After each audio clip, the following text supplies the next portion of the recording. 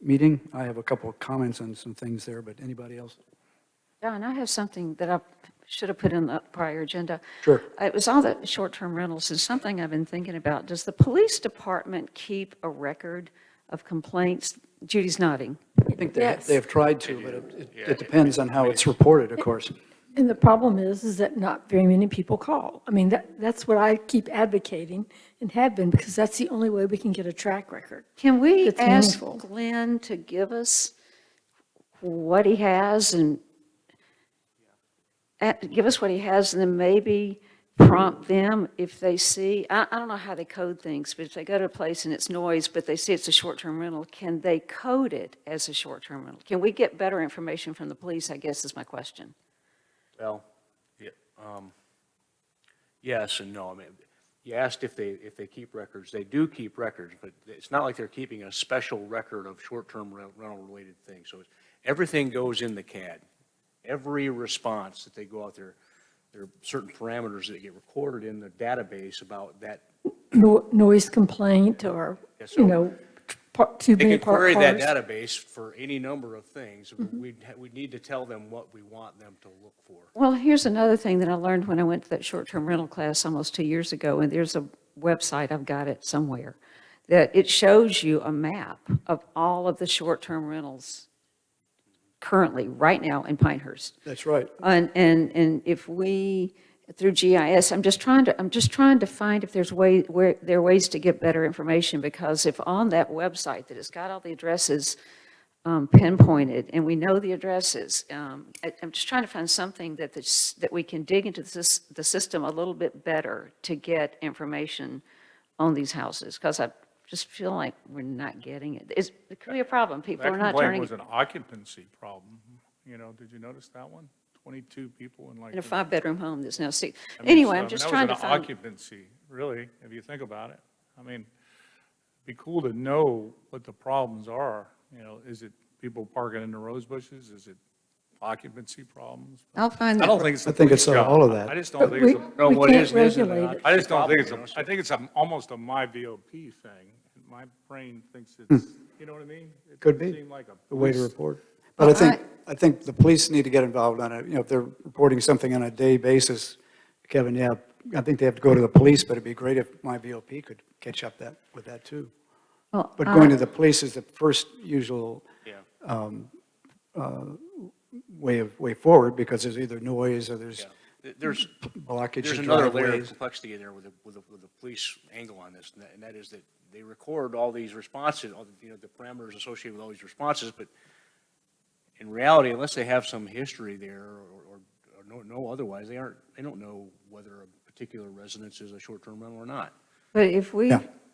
Yeah, in that's fact, true too. the website that's got, and I'm going to check it tonight, the website where you can go to that website, and I learned this from the School of Government, it will show you every short-term rental in this area, and I'm not sure if it's VRBO or Airbnb, and it might not catch all of it, but at least if there's some way we can get those addresses, I don't know. I'm just trying to find a way to get more information.